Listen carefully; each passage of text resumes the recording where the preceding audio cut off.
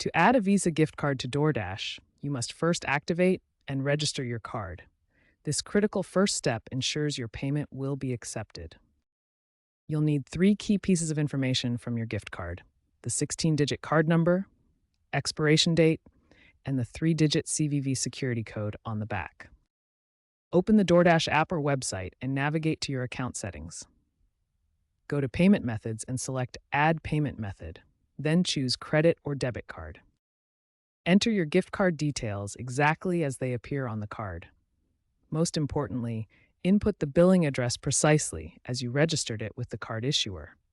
Any mismatch will cause the payment to be declined. DoorDash will place a small authorization charge of $1 to $2 to verify your card. This charge typically reverses within 24 to 48 hours. Once successful, your card status will show as verified and you can use it for orders.